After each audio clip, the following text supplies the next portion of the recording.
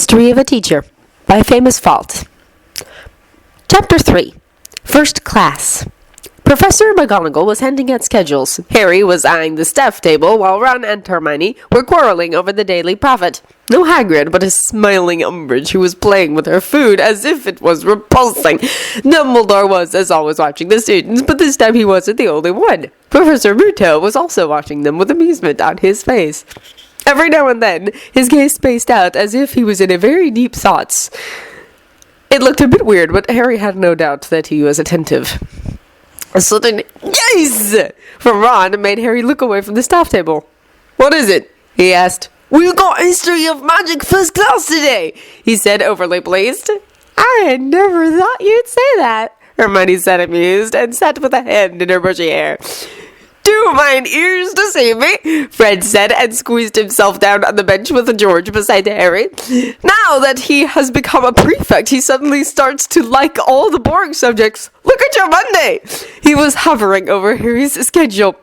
"It is the worst I've ever seen. History of Magic, however, that can only become better now. Double potions, divination." Hermione wriggled her nose at that class, but everyone ignored her.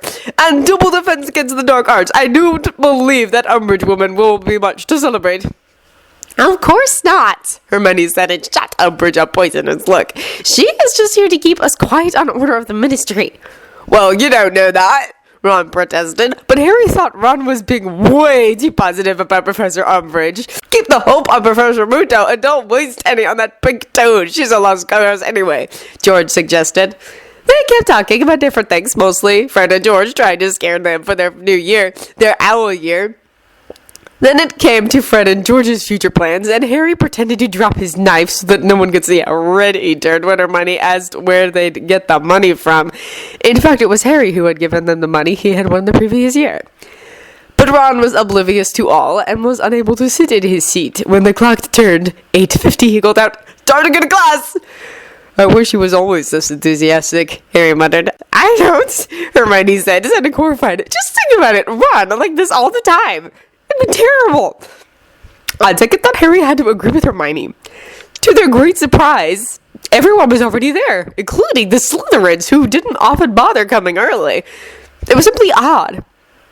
Everyone jumped when, at exactly 9 o'clock, the two huge black doors swung outward, and the short Professor Muto stood in the door opening, smiling at them in a rather friendly-looking way. Not at all like the little laugh Umbridge always carried. "Come in," he said warmly, turning his back towards them, and walked towards his desk.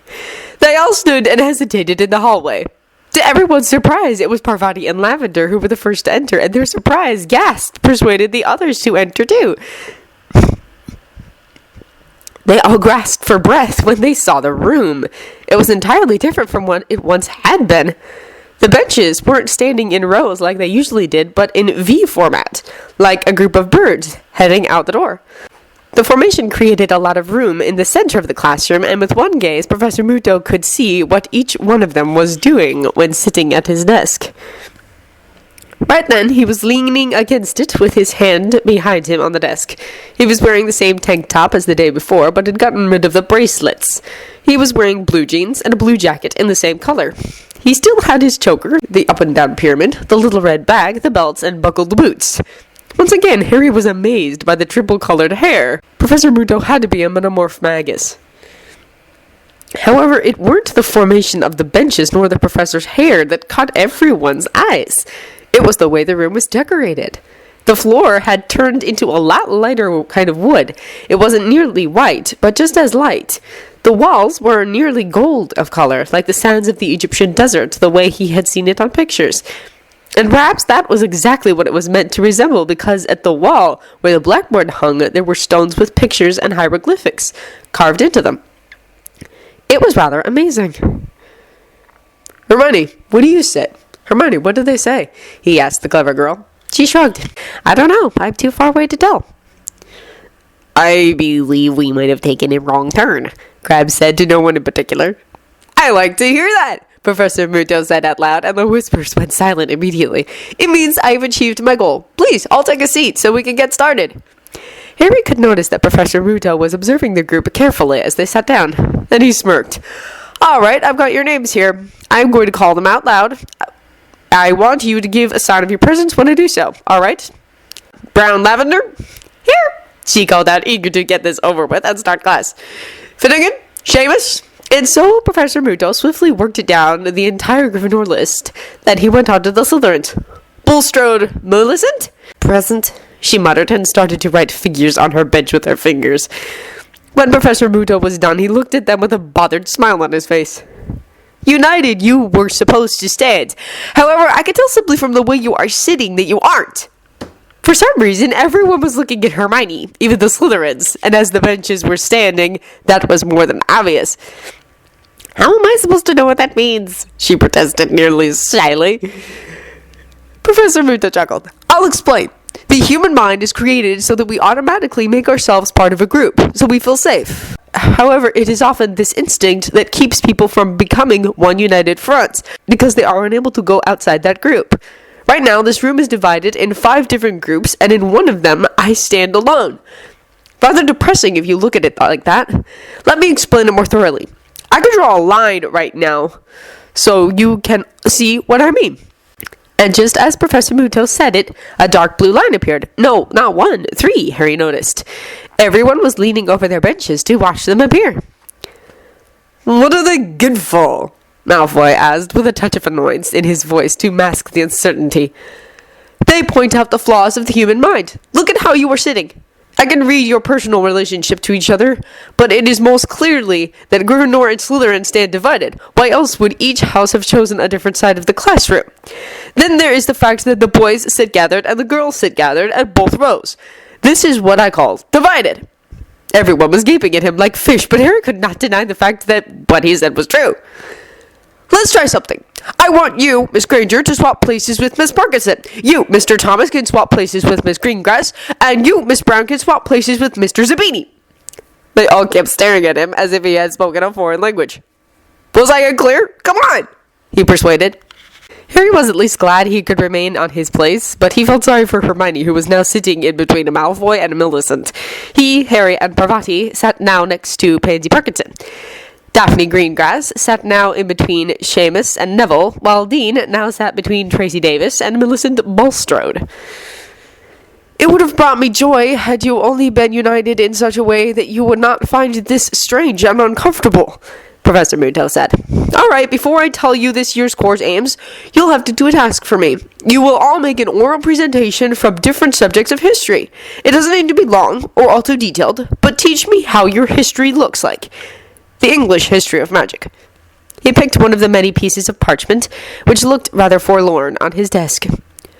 Good. Miss Granger, you will take the 90s, which includes the current state of the wizarding world. Be as honest as you deem possible. Harry found that a rather weird task, and he wondered how much Professor Muto knew about the subject he was about to teach. Was he a fake, like Lockhart? He hoped not. Mr. Potter, you will be taking the 80s. Mr. Knott, the 70s. Mr. Zabini, the 60s. Mr. Goyle, the 50s. And since Mr. Thomas and Miss Davis seem to have become such good acquaintances, they could take the 40s together. Malfoy looked horrified, and Harry was well aware why. Dean was Muggle-born, at least Dean thought so, and Malfoy would never approve of someone of his house working with a Muggle-born, but for some reason, neither Tracy nor Dean seemed to mind. Harry was not sure whether he found Dean a betrayer or very brave for trying to make conversation with a Slytherin. He decided to go with the latter and take a positive point of view on it. Professor Muto kept distributing years, and when everyone had himself a year, Professor Muto said, Go sit where you want to sit. It's really not my business anyway. Everyone returned to their original places, except for Dean, who told Daphne that he'd like to be where he was. Daphne was forced to sit in the one remaining free bench in their row, closest to the door next to Blaise Zabini. Not one of the Slytherins was very pleased with Dean's refusal to go back to the Gryffindor row. The oral presentation will be done on Thursday. Any questions? Nearly all hands shot up in the air. The professor laughed and said, Any questions regarding the task I gave you? Why do you want us to do this? As a teacher, you must have heard all this 100 times, and besides, isn't it up to you to teach us what happened? Malfoy complained. I do not know much about English history of magic. I'm not from here, and though I am interested, we will not cover that subject in my class this year. So I'll leave you to teach me and the others. It's also a good opportunity for me to see what you all go for. Professor, where are you from? Lavender asked curiously. Partly from Japan, partly from Egypt. Is that why this room is so terribly gold-colored? Malfoy asked, scornful. Perhaps, Mr. Malfoy. However, that is not gold-colored. Gold is darker. It's yellow, and it has been proven that people have easier to learn in a yellow room and surrounded by yellow colors. Would you prefer to work in this kind of room? As Professor Muto asked it, Harry looked around himself. The walls turned a dark red, and heavy black curtains covered the windows. Their benches had been a color somewhere between the color of the wall and the floor, but now they were a dark brown that made them look much heavier. I'm a Slytherin. I prefer green and silver, Malfoy said, and pretended to be unaffected by the fact that Professor Muto had changed the entire room without even using his wand. Do you have animals at your home, Mr. Malfoy? Peacocks. Why? Malfoy asked, confused, and glared at everyone that laughed. He even hit Crabbe on the back of his head. Animals like cows give better milk if they stand in a green stable, which is rather natural, Professor Muto said, with a mischievous smile. When was that proven? I've never heard about it, Parvati asked. She wasn't doubtful, simply curious. Not that Parvati ever doubted such things. She even believed Professor Trelawney. It's a Muggle study. Rather useful. Many Muggle schools painted their classrooms yellow. It can't be correct if it is a Muggle study, Crabbe claimed. Why not? Professor Muto asked, and had a little smile on his face that made Harry feel as if he had missed a joke. Well, Crabbe said, clearly feeling cornered. Goyle came to his aid. They are Muggles. They can't do anything good. All they ever do turns out a failure. They are failures. Exactly, Crabbe said, and threw Goyle a grateful look. Ever met one? Professor Muto asked. He was clearly amused, yet bothered. Of course not. I don't sink to that level, Goyle protested. There are loads of fine humans among Muggles, Hermione proclaimed fiercely. There are also loads of people you don't want to get to know, just like among wizards. Shut up, mudblood, Malfoy barked. Hey! Professor Muto called out, all amusement gone from his face. By all means, discuss your opinions, but do not insult each other. Any of you that will prevent someone from saying what they think can stay after class. Hermione's right, Dean said, and Harry found it rather odd to see him sitting among the Slytherins. There are many good people among Muggles. The only reason why you would think they are less than yourself is if you've never been in their company. They are just regular people like ourselves. Muggles are not inferior to wizards, and wizards aren't inferior to Muggles. For your information, I can say that all of you have been in the presence of a Muggle. I have no doubt, Professor Muto proclaimed, and got a mischievous smile on his face. How can you know that? Malfoy asked, condescending. I'm sure I've never been in the presence of a Muggle. Oh, yes, you have. You have even talked to him, listened to him, obeyed him. It dawned on Hermione first. No way! She exclaimed with a voice somewhere between excited and worried. Then Harry realized it too and gaped at Professor Muto, who was grinning. What? Ron asked, and couldn't figure out why half of the class was staring at the professor as if he had just confessed he was responsible for the creation of the giants. Crabbe, Goyle, Lavender, Millicent, and Pansy had the same problem. What? They all asked their neighbors. Ron, Harry said, I believe that Professor Muto is a Muggle. What? Ron asked, incredulous, but Harry ignored him and had his entire attention focused on the professor. As most of you already have figured out, I am a Muggle, by your standards. I do not own a wand, and I have no desire to have one either. I've got what I need, and don't fool yourselves believing I'm powerless. This is despicable, Malfoy cried out. How could Dumbledore sink to such a low level? My father will hear about this. He'll get both you and Dumbledore out of this rotten place. Harry had expected Professor Muto to become angry, but he remained calm. Draco Malfoy. The named one was glaring at the short professor in front of him. I'd like to meet your father. However, not yet. It'd be too early, much too early. It was as if Professor Muto had forgotten about them for a while. He was staring at the floor, and when he looked up, he held a glimmer in his eyes that Harry found unnerving. I am a teacher, and I will be treated with the same respect as one. Class dismissed. Do not forget about the oral presentation. They all left the room with different mixtures of feelings. Harry himself was both looking forward to the next lesson, despite the oral presentation, but he was also worried about the new professor. Last year, people had gone missing and were killed by Lord Voldemort. Harry was sure that Professor Muto would also end up on the list of targets if Lucius Malfoy came to know about him. As if Ron had read Harry's thoughts, he asked, "Why do you think Professor Mayhew would like to meet Lucius Malfoy?" Harry had no time to answer before they were attacked by Ron's elder brothers. "And what was he like?" George asked, nearly jumping up and down with curiosity. "Absolutely unexpected. You'll see what I mean," Ron said. "Hey, when do you have him?"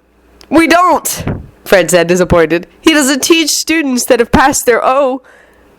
"Then let me tell you about him," Ron said with a smile. "He changed the entire classroom into some gold yellowish color, and you know what? Hey, Harry," George said, interrupting his brother. "Where was Hermione?" "I'm proud of you, partner," Atem said, sitting in spirit form on the chair behind the desk. "You did a great job with these students, and you treated young Malfoy just like any other student." "Do you think these values are his or his father's?" Yugi wondered. "I don't know. However, we are not alone yet. Look up." Yugi did as Atem suggested and looked up. Hermione Granger was still standing in the classroom. "Miss Granger?" Yugi asked. "Something wrong?" "No, not at all," she said quickly. "I was just wondering if I could have a look at the hieroglyphics on the wall." "Can you read them?" Yugi asked, surprised. Had he known that someone was able to read them, he might not have put them up there.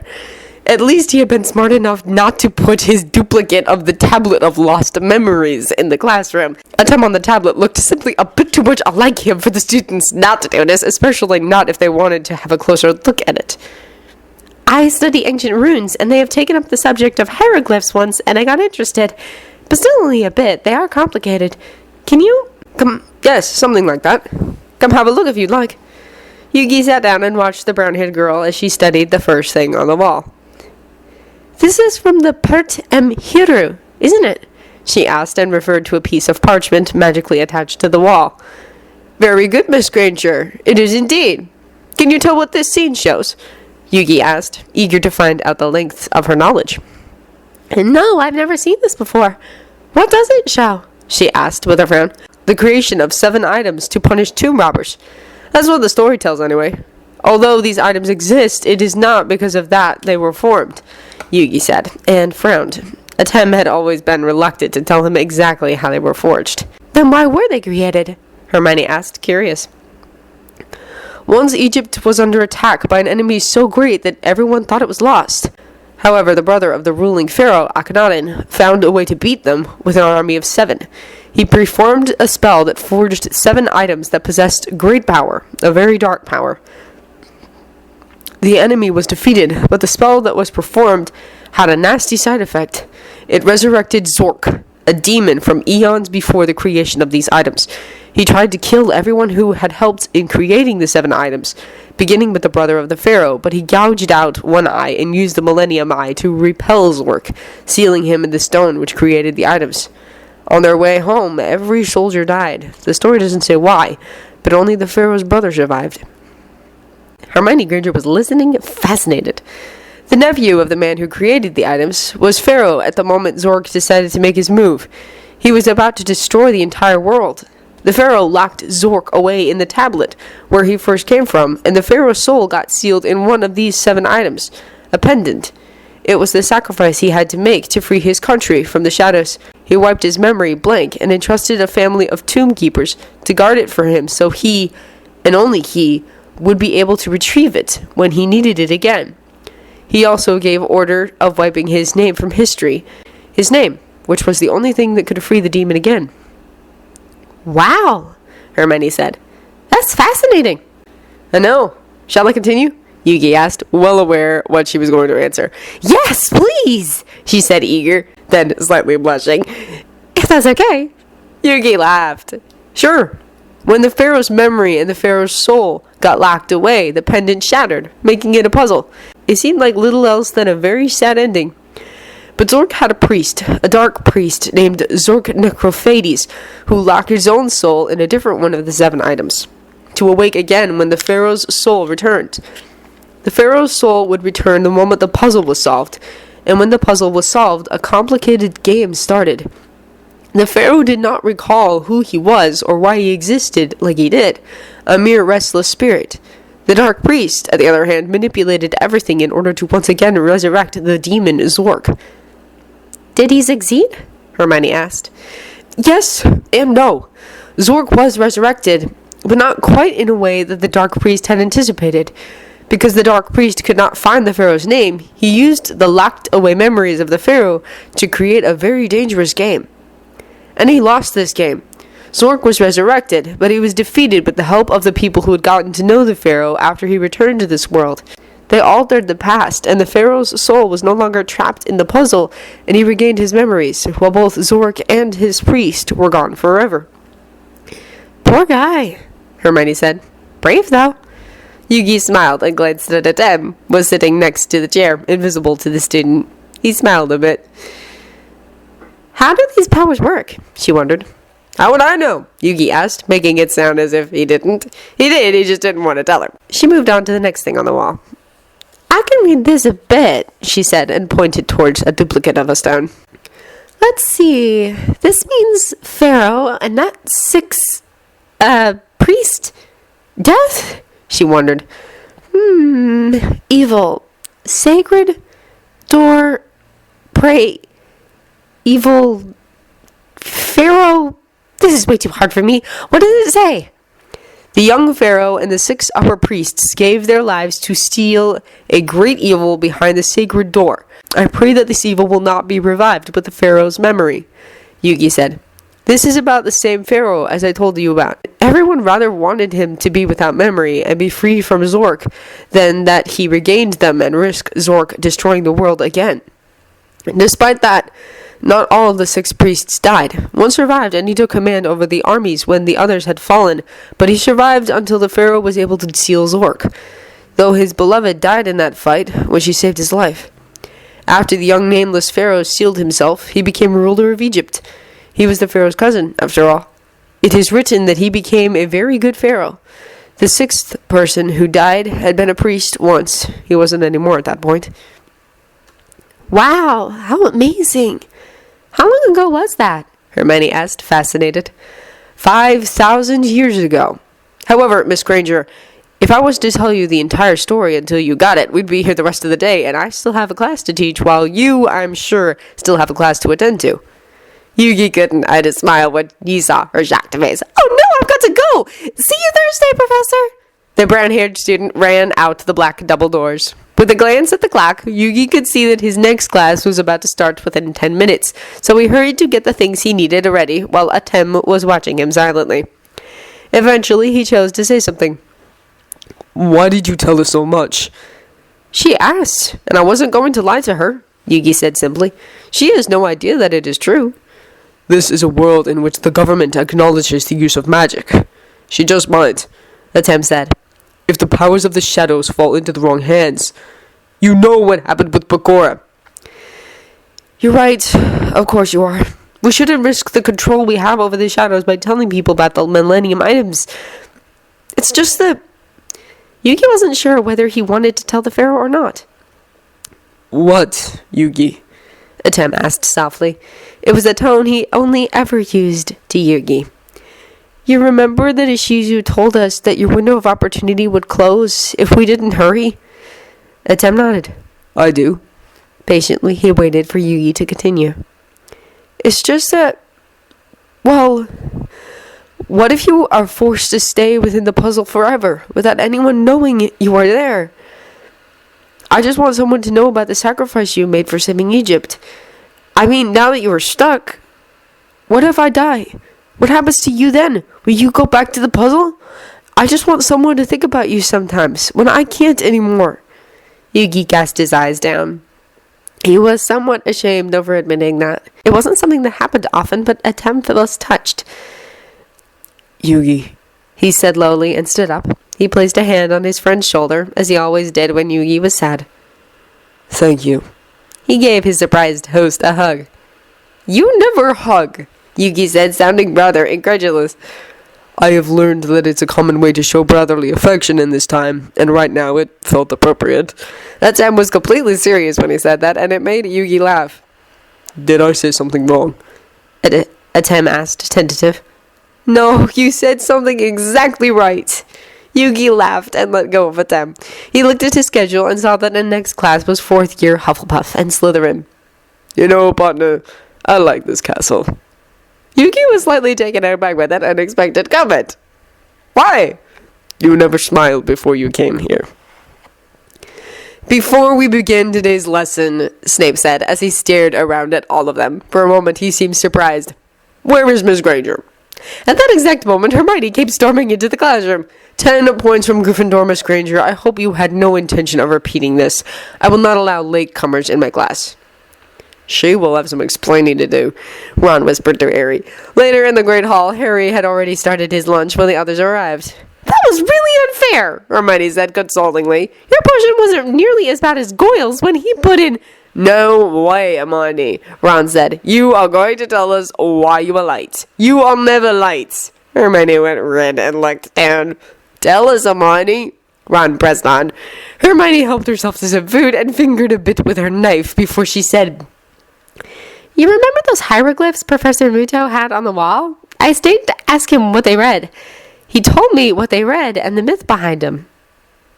It's a really sad story. Anything is good enough to skip motions for, Ron remarked. I mean it, Hermione said, angered. But it's very complicated. I don't get it entirely yet.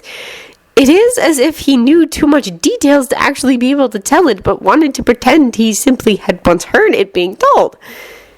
Tell us, Harry said, as curiosity awoke him. And that was what Hermione did the rest of the lunch break. She told him about the page from the Pert M. Hudu, about the creature called Zork, about the young Pharaoh, and the items. Everything.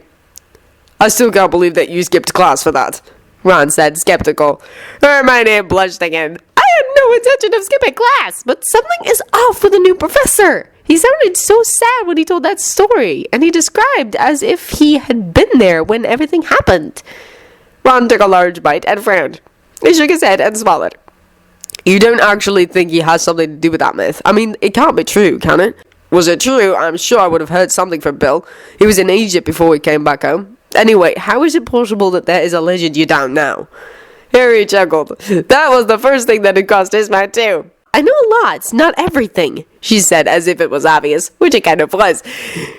Well, I know something is off about him, and I intend to find out what. Right now, the only clue I've got is that he knew a story that is unknown in the wizarding world. Perhaps that is because he's a muggle, Ron suggested. Even then, I'd know it, Hermione snapped at him. I'm muggle-born. She took a piece of blank paper and started scribbling on it fast. The ink spluttered all over the table when Hermione, in her eagerness, wanted to start a new sentence. She didn't bother about it, but simply dipped her feather in the ink on the wooden table. What are you doing? Harry asked, and when he realized how stupid it sounded, he added, Who are you writing to? Bill, she said loudly, and kept writing frantically. Bill? Ron and Harry asked simultaneously. Yes, of course. Who else am I supposed to ask about an ancient Egyptian legend? Hermione said, clearly pissed. Neither Harry or Ron could give a decent answer to that.